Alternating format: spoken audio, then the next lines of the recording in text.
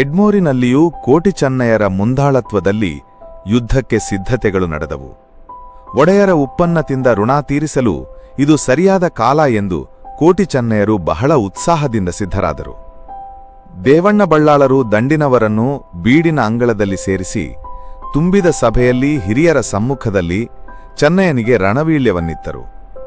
ದಂಡಿನವರನ್ನು ಉದ್ದೇಶಿಸಿ ದೇವಣ್ಣ ಬಳ್ಳಾಳರು, ನಾವು ಸತ್ಯಧರ್ಮದಿಂದ ದೇವರಿಗೆ ಸರಿಯಾಗಿ ರಾಜ್ಯವಾಳಿದವರು, ಅನಾವಶ್ಯಕವಾಗಿ ಯಾರಿಗೂ ತೊಂದರೆ ಕೊಟ್ಟವರಲ್ಲ, ಕಾಲ್ಕೆರೆದು ಜಗಳ ಮಾಡಿದವರಲ್ಲ.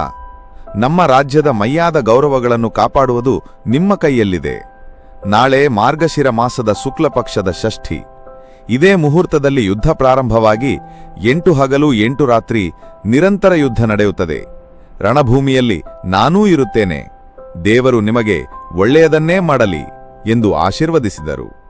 ರಣವೀಳ್ಯವನ್ನು ಪಡೆಯುವ ಮೊದಲು ಚೆನ್ನಯನು ಕುಲವೇವರನ್ನು ನೆನೆದು ಅಣ್ಣನ ಕಾಲು ಹಿಡಿದು ಗುರು ಹಿರಿಯರಿಗೆ ನಮಿಸಿ ರಾಜ ಗುದ್ದುಗೆಗೆ ನಮಿಸಿದನು.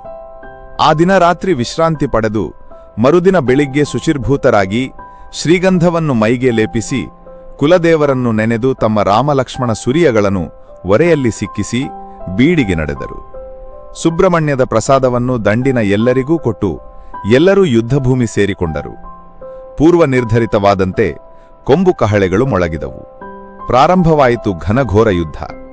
ಎರಡೂ ತಂಡಗಳಿಂದ ಭೀಕರ ಕಾಳಗ ನಡೆಯಿತು. ಸಂಜೆಯಾಗುತ್ತಲೇ ರಾತ್ರಿಪಾಳ್ಯದವರು ದೊಡ್ಡ ದೊಡ್ಡ ದೊಂದಿ ಬೆಳಗಿಸಿ ಯುದ್ಧಭೂಮಿಯಲ್ಲಿ ಹೋರಾಡಿದರು.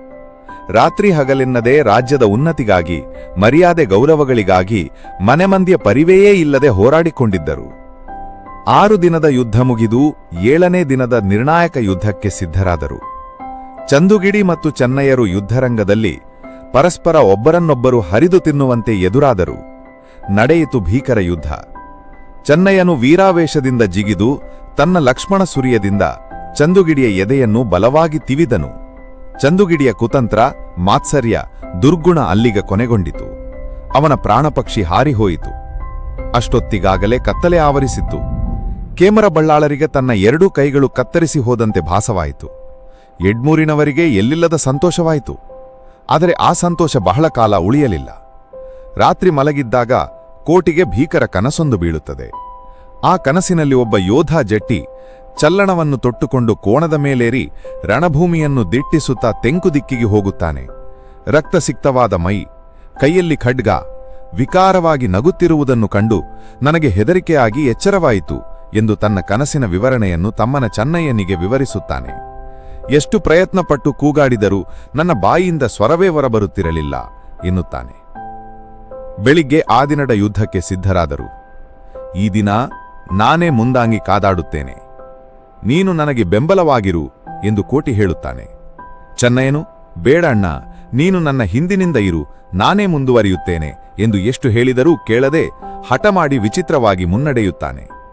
ಯಾವತ್ತೂ ಹಠ ಮಾಡದ ಅಣ್ಣ ಈ ದಿನ ಯಾಕೆ ಈ ರೀತಿ ಮಾಡುತ್ತಾನೆ ಎಂದು ಚೆನ್ನಯ್ಯ ಚಿಂತೆಗೊಳಗಾಗುತ್ತಾನೆ. ಪಂಜದಿಂದಲೂ ಕೇಮರ ಬಳ್ಳಾಳರಿಗೆ ಚಿಂತೆ ಕಾಡಿತ್ತು. ಚಂದುಗಿಡಿಯ ಮರಣದಿಂದ ಅವರ ತಂಡದಲ್ಲಿ ಎಲ್ಲರೂ ಉತ್ಸಾಹ ಕಳೆದುಕೊಂಡಿದ್ದರು. ಆದ್ದರಿಂದ ಕೇಮರ ಬಳ್ಳಾಳರೇ ಯುದ್ಧಕ್ಕೆ ಮುಂದಾಗುತ್ತಾರೆ.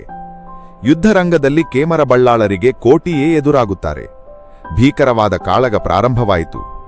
ಕುದುರೆಯ ಮೇಲಿನಿಂದ ಯುದ್ಧ ಮಾಡುತ್ತಿದ್ದ ಕೇಮರ ಬಳ್ಳಾಳರ ಕೈಯಿಂದ ತ್ವರಿತಗತಿಯ ಕತ್ತಿವರಸೆನಿಂದಾಗಿ ಕತ್ತಿ ಜಾರಿ ಕೆಳಗೆ ಬೀಳುತ್ತದೆ. ಕುದುರೆಯಿಂದ ಹಾರಿ ಕೇಮರ ಬಳ್ಳಾಳರು ಓಡುತ್ತಾರೆ. ಪಂಜದ ಸೈನ್ಯವು ಯುದ್ಧಭೂಮಿಯಿಂದ ಹೆದರಿ ಓಡುವ ಸಮಯದಲ್ಲಿ ತ್ವರಿತಗತಿಯಲ್ಲಿ ಬಂದ ಹರಿತವಾದ ಬಾಣವೊಂದು ಕೋಟಿಯ ಮಗ್ಗುಲಿಗೆ ಬಲವಾಗಿ ತಾಗಿತು. ಕೋಟಿಯು ಆಘಾತದಿಂದ ನೆಲಕ್ಕೆ ಕುಸಿದನು. ಪಡುಮಲೆಯ ಪೆರಮಲೆ ಬಳ್ಳಾಳರು ಮರೆಯಲ್ಲಿ ನಿಂತು ಈ ಬಾಣವನ್ನು ಪ್ರಯೋಗಿಸಿದ್ದರು.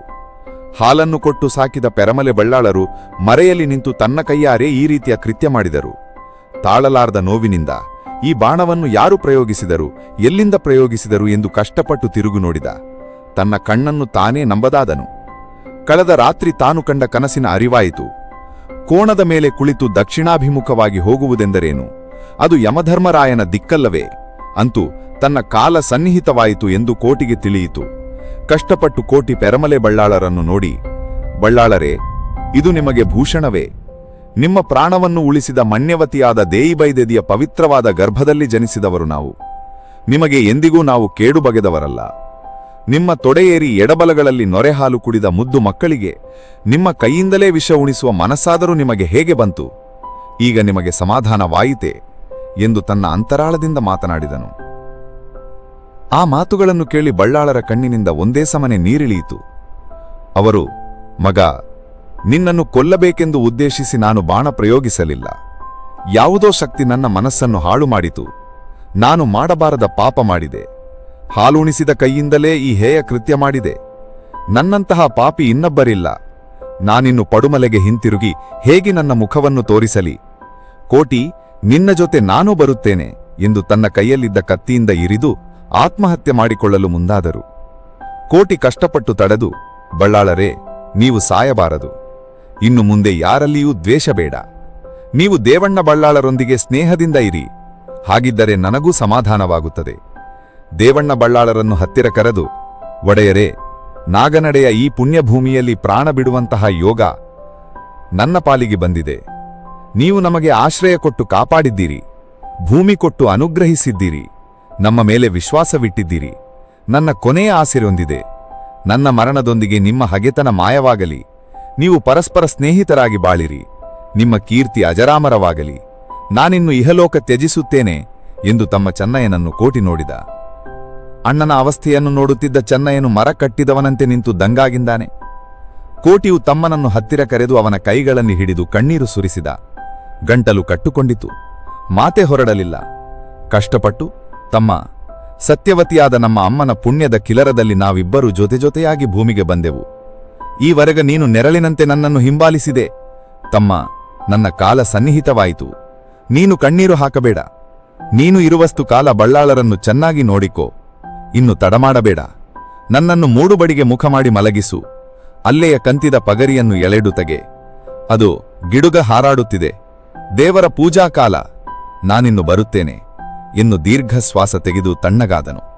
ಪಗರಿಯನ್ನು ತೆಗೆದ ಕೂಡಲೇ ಕೋಟಿಯ ಪ್ರಾಣಪಕ್ಷಿ ಹಾರಿಹೋಯಿತು. ಚೆನ್ನಯ್ಯನು ಬಿಕ್ಕಿ ಬಿಕ್ಕಿ ಅತ್ತನು. ಎಲ್ಲರೂ ಸೇರಿ ಕೋಟಿಯ ದೇಹವನ್ನು ಅವರ ಭೂಮಿಯ ಸಮೀಪವಿರುವ ಮಂಜೋಲ್ಪಾದೆಗೆ ತಂದರು. ಚೆನ್ನಯ್ಯನು ಸ್ಮೃತಿ ತಪ್ಪಿ ಕೋಟಿಯ ಮೃತದೇಹದ ಮೇಲೆ ಬಿದ್ದನು. ಸ್ವಲ್ಪ ಹೊತ್ತಿನಲ್ಲಿ ಎಚ್ಚರಗೊಂಡ ಚೆನ್ನಯ್ಯನು ದೇವಣ್ಣ ಬಳ್ಳಾಳರನ್ನೊಮ್ಮೆ, ಪೆರಮಲೆ ಬಳ್ಳಾಳರನ್ನೊಮ್ಮೆ ನೋಡಿದನು. ಒಡೆಯರೇ, ಒಟ್ಟಾಗಿ ಭೂಮಿಯ ಬೆಳಕು ಕಂಡವರು ನಾವು. ಒಟ್ಟಾಗಿ ಕರುಳಬಳ್ಳಿಯನ್ನು ಹಂಚಿಕೊಂಡವರು ನಾವು. ಸತ್ಯಕ್ಕಾಗಿ ಒಟ್ಟಾಗಿ ಬಾಳಿದವರು ನಾವು. ಈಗಲೂ ಒಬ್ಬರನ್ನು ಕಳೆದುಕೊಂಡು ಬಾಳುವುದು ನನ್ನಿಂದ ಆಗದು.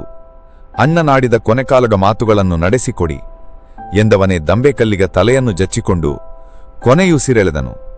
ಈ ದೃಶ್ಯವನ್ನು ನೋಡುತ್ತಿದ್ದ ಪಡುಮಲೆಯ ದಂಡಿನ ಯೋಧರು, ಎಡ್ಮೂರಿನ ಪ್ರಜೆಗಳು ಬೆಕ್ಕಸ ಬೆರಗಾದರು.